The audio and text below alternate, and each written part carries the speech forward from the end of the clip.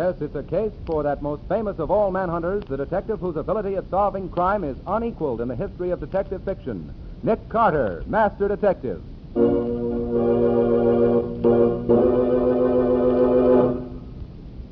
Continuing the curious adventure called The House of Death, or Nick Carter and the Mystery of the Missing Grave.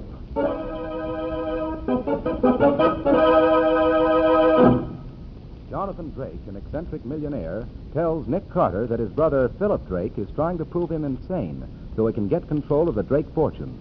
Nick finds evidence to support Jonathan's story and agrees to protect Jonathan against Philip in spite of Philip's warning that Jonathan really is crazy.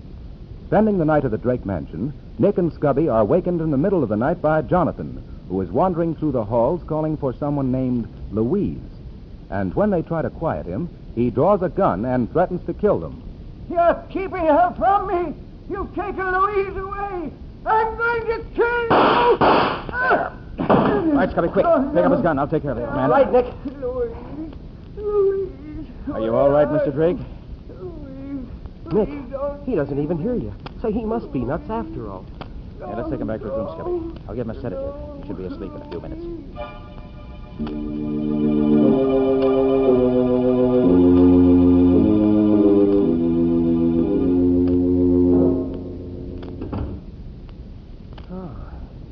Do you think he's all right now, Nick?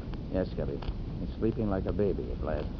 If you hadn't kicked your slipper at him, we might have been dead pigeons. Well, he never even recognized us. Just kept talking about Louise. I wonder who she could be. His wife, Scubby. I saw a painting of her downstairs in the library with her name inscribed on it. What do you say we go down and have a look at it? Oh, that suits me, Nick. I don't feel sleepy anymore. All right, come on. Gosh, Nick. You know, for a while I thought Philip was trying to railroad Jonathan into an insane asylum. Now it looks as though Jonathan is crazy. I wonder, Scubby. Jonathan seemed perfectly sane earlier this evening. Seemed to be telling the truth. Oh, but gosh, Nick, you yourself have told me plenty of times that insane people can act perfectly normal for long periods of time and then will suddenly go haywire. Maybe that's what Jonathan did. Could be, Scubby, but I... Hey, Nick, someone's unlocking the front door. Quiet, we'll see who it is. I thought Jonathan lived here alone. He does, Scubby, except for... Oh, Nick, it's Hawkins. Oh, good evening, Mr. Carter. Perhaps I should say good morning. Good morning. Tell me, Hawkins, is Mr. Drake in the habit of prowling around the house late at night? Oh, did you find Mr. Drake wandering through the house looking for his wife, Louise? Yes. Is that a habit of his? He does that now and again, sir, but he's perfectly harmless. That's what you think. Would you say that Mr. Drake is insane, Hawkins? Oh, no, sir. Except for such occasions as this, he's just as sane as you or I. Tell me, Hawkins, have you ever seen a coffin in Mr. Drake's room? Oh, yes, sir. It's been there for years. Mr. Drake sleeps in it every night. He says he feels that when he's in his coffin, he's closer to his dear departed wife. But, Nick, you said... Quiet, Scubby. Thank you, Hawkins. Will there be anything else, sir? No, Hawkins, that's all. Very good, sir. Good night. Good night, gentlemen. Hey, I don't get it, Nick. Just a little while ago, you told me the coffin had been placed in Jonathan's bedroom recently. But Hawkins says it's been there for years. He's lying, Scubby. The fresh scratches on the coffin and on the doorway to Jonathan's room proves it. But, Nick, why should Hawkins lie about it?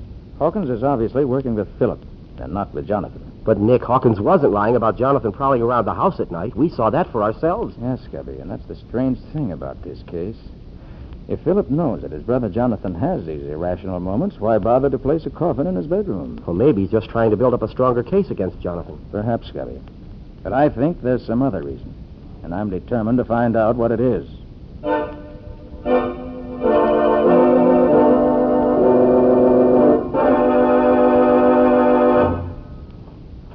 Well, good morning, Nick. Oh, hello, Scubby. You get up, finally. You shouldn't have let me sleep so late, Nick. Hey, what are you doing here in the library? Oh, I was looking at Jonathan Drake's books. There's quite a collection of books on chess. Must be very fond of it. Well, you ought to challenge him to a game, Nick. Maybe I... Well... Hey, what's that you're looking at, Nick? Blotter, Scubby. Has writing on it. Yeah? Can you make it out? Wait till I hold it up to this mirror. Now, let's see. May 2nd, 1944. I, Jonathan Drake, being of sound...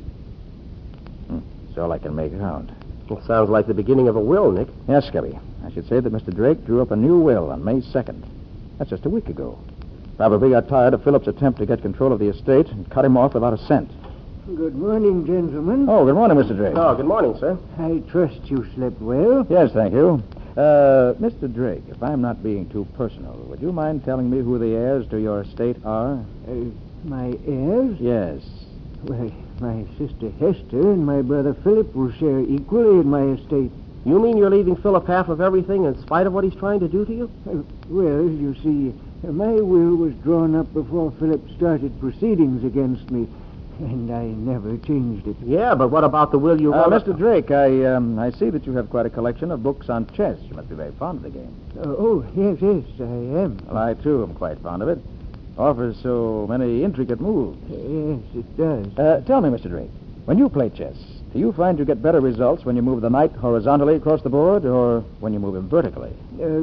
Horizontally, Mr. Carter. But, Nick, a knight Yes, can't... I quite agree with you, Mr. Drake. We must have a game sometime. Why, yes, of course, Mr. Carter. I'm afraid, though, my assistant and I will have to leave you for a few hours, though.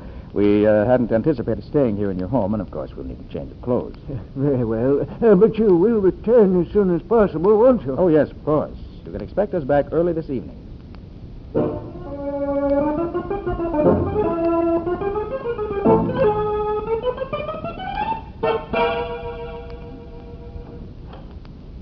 that you, Nick? Oh, yes, Patsy. Hiya, Patsy. Oh, hello there, Scubby. Oh, Patsy, were you able to find out who Jonathan Drake's attorney is? Yes, Nick. His name is Richard Morgan. He has an office in the Fairfield building. Good. Will you make an appointment for me to see him this afternoon? Yes, I'll do that, Nick. I'll be back in just a minute. Hey, what do you want to see this Morgan guy for, Nick? As Jonathan Drake's lawyer, Scubby, he may be able to clear up a few things for me. Yeah, well, I hope so. This case gets screwier and screwier. It sure has some queer angles to it. Yes, you're right about that, Scubby. And that's one reason I took it.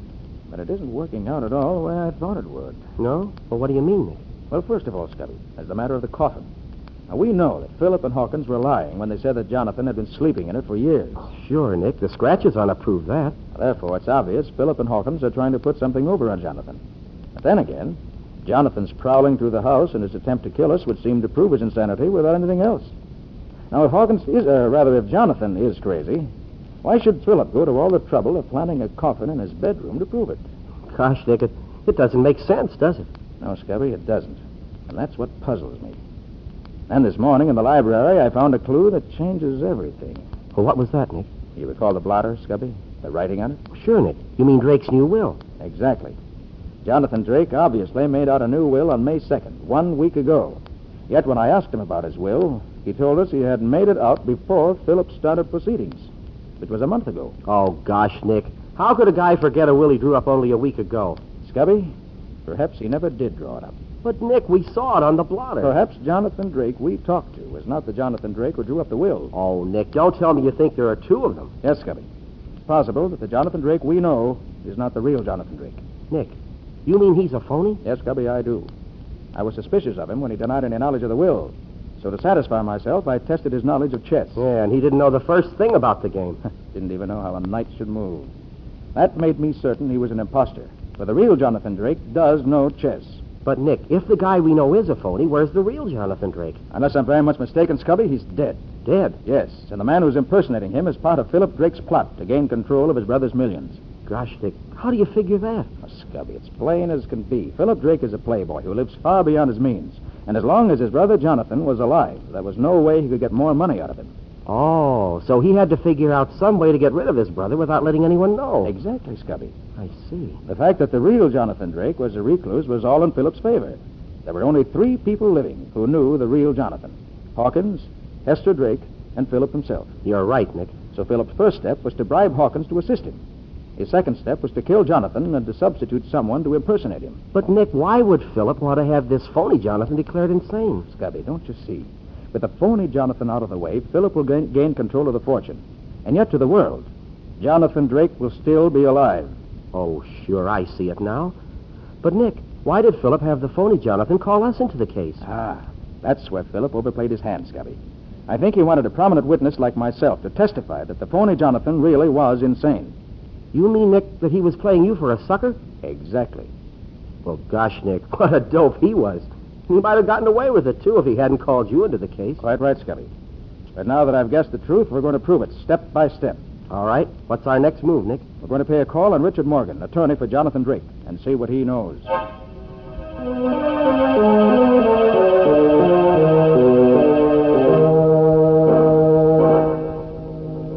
Mr. Morgan? Yes? I'm Nick Carter, and this is my assistant, Scubby Wilson. How do you do, How do you gentlemen? Won't you be seated? Thank you. Mr. Morgan, I understand you're to represent your client, Mr. Jonathan Drake, at his sanity hearing. Yes, although I'm in a rather difficult position, as I can hardly defend a client who refuses to see me. Oh, you've never met Mr. Drake? No, I haven't. My father occasionally saw Mr. Drake at his home, but since he died, Mr. Drake has transacted all his business with me over the phone. I see. Mr. Morgan, I have reason to believe that Jonathan Drake drew up a new will on May 2nd of this year. You know anything about it? Yes, but I'm surprised that you know about it. Do you have that will? Yes, I have. It was delivered to me on the morning of May 3rd by a Mr. George Ross. I believe he's an air raid warden in Mr. Drake's neighborhood. He received it under the most peculiar circumstances. Was there a letter with the will? Yes, the letter was very brief. It said that Mr. Drake was in great danger, that he was sending me a new will which was only to be opened upon his death. There was also a sealed letter to his sister Hester in California, which I was to mail. I see. And you did as he asked? Naturally. Mm-hmm. But I was quite worried by the tone of his letter, so I phoned him at his home to find out what the danger was that he was in. What did he say? He was very brusque. He said there was absolutely nothing wrong, there was no need for me to concern myself. Then he hung up. I see. Mr. Morgan, would it be possible for me to see the will that Mr. Drake sent you a week ago? I'm afraid, Mr. Carter, that's out of the question. I must respect my client's instructions. Well, I know my request is an unusual one, Mr. Morgan, but it's extremely important that I see the will. I'm sorry, Mr. Carter, but I must refuse your request, just as I refused a similar one this morning. You mean someone else knows about the will and asked to see it? Yes, his sister, Hester Drake. Hester Drake is here in town? Yes, she arrived from California this morning. She's staying at the Edgewood Hotel. Come on, Scubby. There isn't a minute to waste. Why? What's wrong, Nick? If we don't get to Hester Drake before it's too late, her life is in danger.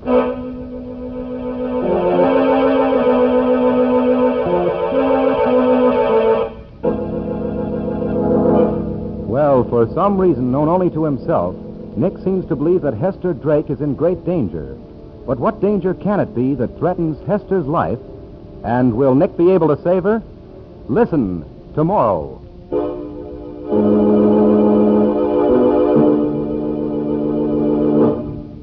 Don't miss the special appearance of Nick Carter as guest detective on Johnny Morgan's program, Showtime, at 10:30 tonight over another network. The Strange Adventures of Nick Carter, Master Detective, features Lon Clark as Nick Carter. Patsy is played by Helen Choate. The stories are written by Bob Arthur and David Cogan, and original music is played by Lew White. The entire production is under the direction of Jock McGregor.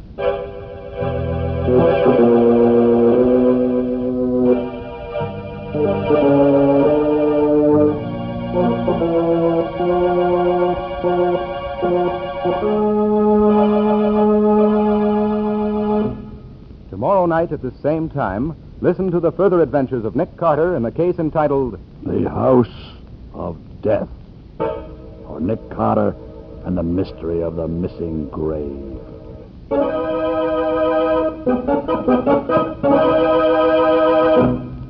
The Adventures of Nick's adopted son, Chick Carter, boy detective, are broadcast over most of these stations Monday through Friday at 5:30 p.m. Eastern Wartime.